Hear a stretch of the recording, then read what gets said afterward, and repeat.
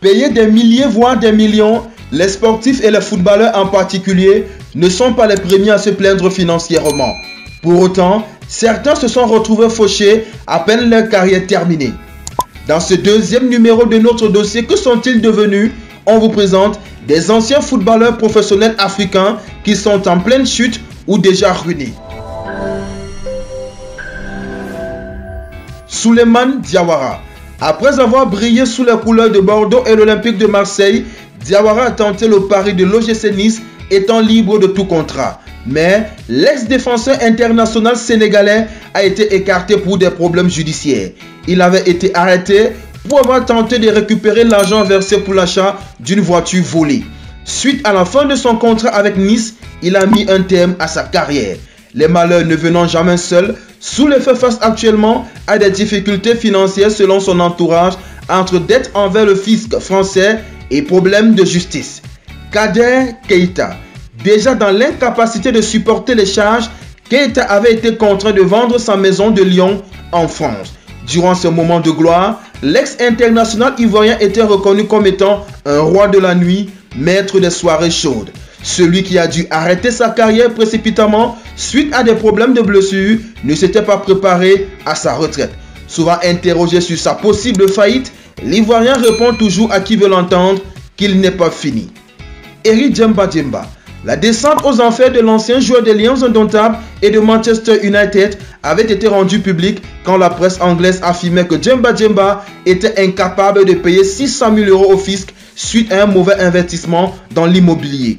Officiellement, c'est la cause de sa chute, mais dans les coulisses, des révélations avaient fusé notamment sur sa mauvaise hygiène de vie.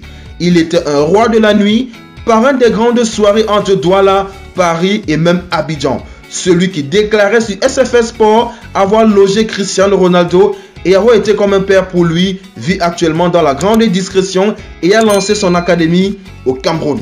Emmanuel Eboué. S'il y a un joueur dont la chute a fait énormément parler, c'est Eboué. Ancien international ivoirien et joueur d'Arsenal en Angleterre, Emmanuel Eboué pensait avoir laissé ses années galères derrière lui une fois arrivé dans le monde professionnel.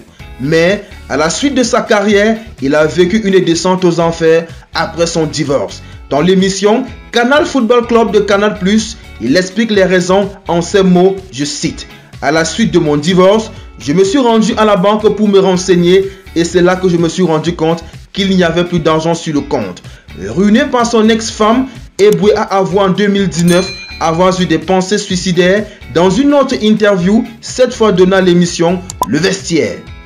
Souvent, il m'arrivait de m'enfermer dans ma chambre pendant 3 ou 4 jours. Encore aujourd'hui, je prends des antidépresseurs. Les gens me disent que j'aurais dû avoir de l'argent quelque part. Mais quand j'étais avec mon ex-femme, j'étais à fond. Pourquoi cacher mon argent?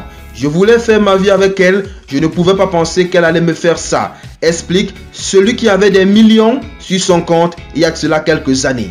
Aujourd'hui, Emmanuel Eboué a créé son propre centre de formation grâce à l'aide de la Fédération ivoirienne de football, la Emmanuel Eboué Football Club. Wilson Oruma. À l'image d'Emmanuel Eboué, l'ancien footballeur de l'Olympique de Marseille et de la Navan Guingamp en France entre autres, Wilson Oruma a vécu une descente aux enfers ayant tout perdu. International nigérian par le passé, il a été victime d'une arnaque en 2012, soit 2 ans après sa dernière saison en professionnel. Des escrocs se faisant passer pour des manias du pétrole ont réussi à s'approprier la fortune de celui qui avait pris part à la Coupe du Monde 2002 avec les Super Eagles du Nigeria.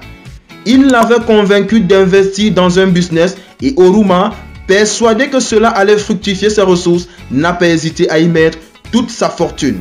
En tout, il aurait perdu près de 2,8 millions d'euros.